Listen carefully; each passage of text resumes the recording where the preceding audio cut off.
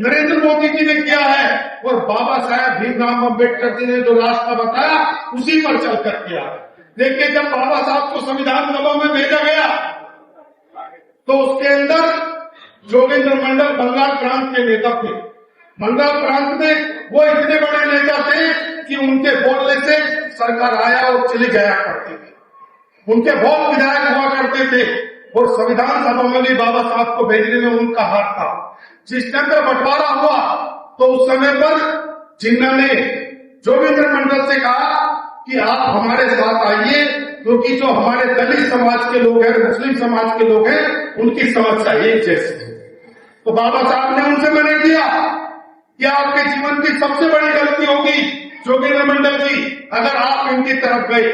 लेकिन वो भ्रम में थे और उन्होंने जिन्ना के साथ जाने का निर्णय ले लिया, जिसके कारण जो हमारा अनुसूचित वर्ग था उसने पाकिस्तान के संबंध में राय दे दी, जिसके कारण हमारे बंगाल प्रांत के कई जिले चले गए। हमारा ढाकेश्वरी का मंदिर चला गया, हमारा ढाका चला गया और ये सब जो हुआ वो गुमराह किया गया जोगेंद्र मंडल को। और जोगेंद्र मंडल अनुसूचित वर्ग के बंगाल प्रांत के बहुत बड़े नेता थे। बंगाल के लोग अनुसूचित वर्ग के उनको अपना भगवान मानते। जिसके बाद ये खेल शुरू हुआ, अंत में एक सिलट जिला जो बंगाल का जिला था उस समय पर 1870 से 2009 तक ये जिला 2 बार बंगाल और 2 बार असम में रहा और उस पर रायशुमारी हुई और सिर्फ उस पर अटक गया कि ये हिंदुस्तान में रहेगा या पाकिस्तान में रहेगा। वो सिलट जिला था। और देखिए, सिलट जिला वो जिला है जिसमें जो ये उलेमा है जिनकी उम्र 92 साल है, जो देवबंद में सबसे बड़े उलेमा है, उनका जन्म भी सिलट जिले में ही हुआ, जो देवबंद में होते हैं।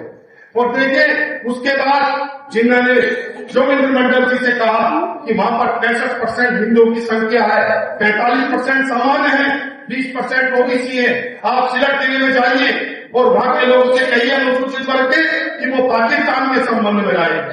और उन्होंने उसके बाद वहां पर पहुंच गए जोगेंद्र मंडल जी, लगभग 15 से 20 दिन वहां पर रहे और वहां के अनुसूचित वर्ग के लोगों ने उनके कहने से पाकिस्तान के संबंध में राय दे दी और सिलट जिला हमारा पाकिस्तान में चला गया, जो उस समय पर पूर्वी पाकिस्तान था, वर्तमान में वो बांग्लादेश। सिलट जिला हमारा संस्कार, संस्कृति और हमारे चाय की पत्ती के बागानों से भरा हुआ था, बहुत संस्कार और संपन्न जिला था, वो हमारे हाथ से चला गया। उसका एक खाना हमारे पास रहा और आज जो एक खाना था उसके बाद जो वहां शहर हमारा बसा उसका नाम सिलचर है। सिलचर हमारा जिला है और सिलट जिला हमारे हाथ से चला गया। जब पाकिस्तान में सरकार बनी तो पहले कानून मंत्री बने उस देश के जोगेंद्र नाथ मंडल और हमारे हिंदुस्तान में जब सरकार बनी तो पहले कानून मंत्री बने बाबा साहब भीमराव अम्बेडकर। तो मैं ये आपको बताना चाहता हूँ कि पाकिस्तान में एक हिंदू अनुसूचित वर्ग के आदमी को जिस समय पर कानून मंत्री बनाया गया, आज उसका कहीं नामो निशान नहीं है पाकिस्तान में। हमारे देश में बाबा साहब को भगवान मानकर पूजा जाता है, लेकिन जोगेंद्र नाथ मंडल के साथ क्या हुआ? जब जिन्ना की डेथ हो गई तो 1 साल के अंदर उनसे सारी फाइल, जो दूसरा प्रधानमंत्री बना वो फाइल छुपाने लगा और उसके बाद 1 साल के अंदर उनके पूरे परिवार के साथ पूरा हुआ। वहां पर एक व्यक्ति का झगड़ा हो गया और एक मुस्लिम की डेथ हो गई। उसके बदले में वहां के 12 अनुसूचित वर्ग के हमारे हिंदू लोगों को मारा।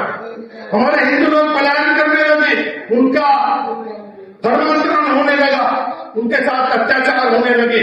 और जोगेंद्र नाथ मंडल भी डर गए और उन्होंने कहा कि मैं 2-3 दिन के बाद आऊंगा, मेरा बेटा कलकत्ता में अस्पताल में भर्ती है, वो अस्पताल को देखना है कलकत्ता में, और फिर कभी वापस नहीं गए।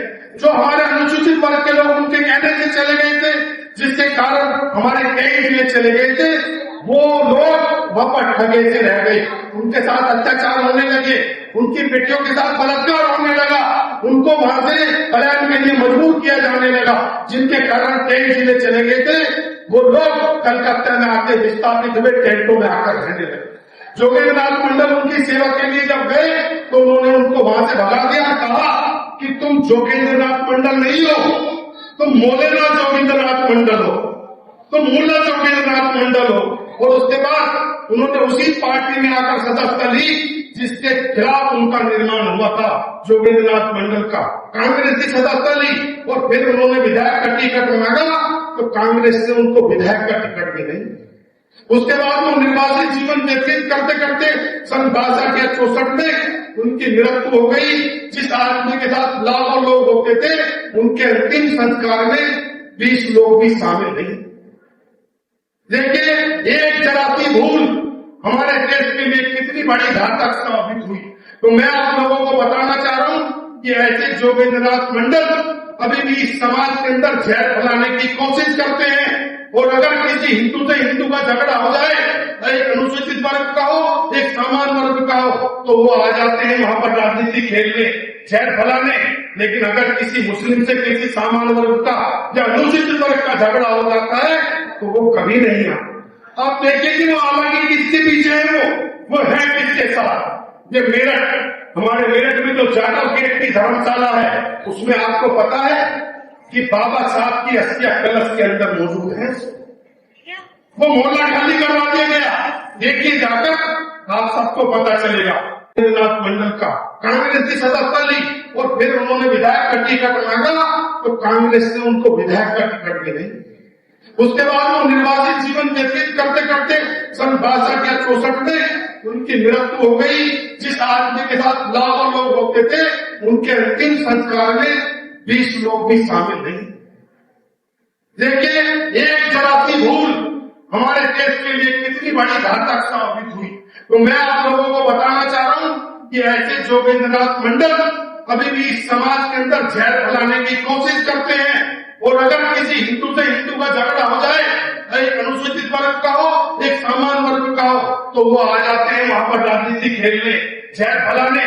लेकिन अगर किसी मुस्लिम से किसी सामान्य वर्ग का या अनुसूचित वर्ग का झगड़ा हो जाता है तो वो कभी नहीं आता। आप देखिए कि वो हालांकि किसके पीछे है, वो है किसके साथ। ये मेरठ, हमारे मेरठ में जो जाटव गेट की धर्मशाला है, उसमें आपको पता है कि बाबा साहब की अस्थियां कलश के अंदर मौजूद है।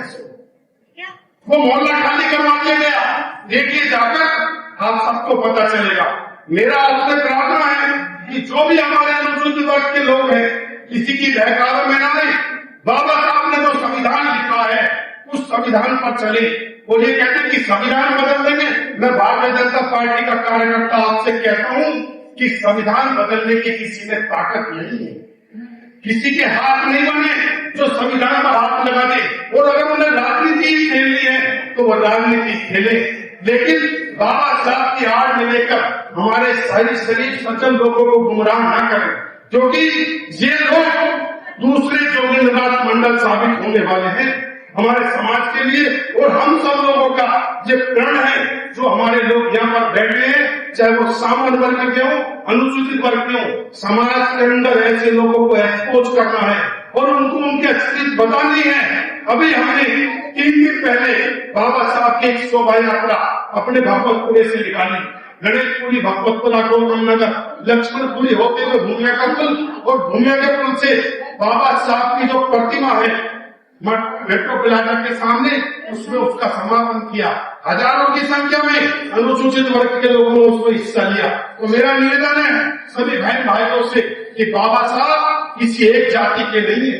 उन्होंने जो संविधान लिखा है वो सभी के लिए लिखा है। और जहरीले लोगों से सावधान होते हुए उस संविधान के अंदर आगे जाना है। और बाबा साहब सबके हैं, किसी एक जाति के नहीं। बाबा साहब सबके हैं। हम सबको उनके बताए रास्ते पर चलना है, शिक्षित होना है।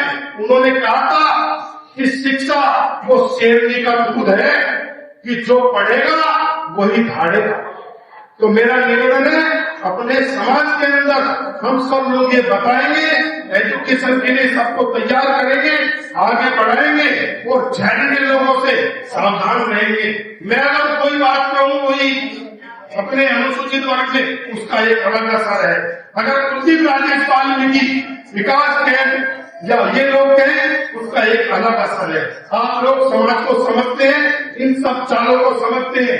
मैं आपको एक ये निवेदन करता हूँ और जिम्मेवारी देता हूँ कि समाज के अंदर जा जाकर इस बात का प्रचार करें कि ऐसे लोगों की बातों में नहीं आना है कि जब किसी अनुसूचित वर्ग का मुस्लिम से झगड़ा होता है तो मुंह में दही जम जाता है, जब सामान्य वर्ग और अनुसूचित का झगड़ा होता है तो जहर फैलाने के लिए आकर खड़े हो जाते हैं। ये चीज एक ऐसी चीज है कि जिसको दिल से छूकर हमें आगे बढ़ना है। आज हम सब ये शपथ लेते हैं बाबा साहब के जन्म दिवस के शुभ अवसर पर कि हम किसी के बहकावे में नहीं आएंगे और अपने एक एक घर जाकर इन लोगों की सच्चाई बताएंगे, समाज को टूटने नहीं देंगे और दूसरा कोई जोगिंद्रनाथ मंडल इस देश में पैदा होने नहीं देंगे। आपने मुझे यहाँ पर बुलाया बहुत सुंदर कार्यक्रम में और मुझे बोलने का अवसर दिया, इसके लिए मैं अपने प्रवीण शर्मा जी का और मंच पर मौजूद हमारे सारे अतिथियों का मैं सबसे जूनियर हूँ और सारी बहनों का भाइयों का आपने मुझे ध्यान से सुना और मेरा हौसला बढ़ाया, इसके लिए मैं आप सबका आभार व्यक्त करता हूँ और पुनः एक बार आप सबको बाबा साहेब के 135वें जन्म दिवस की शुभकामनाएं देते हुए आप अपनी वाणी को विराम देता हूँ। जय हिंद, जय भारत, जय भाजपा।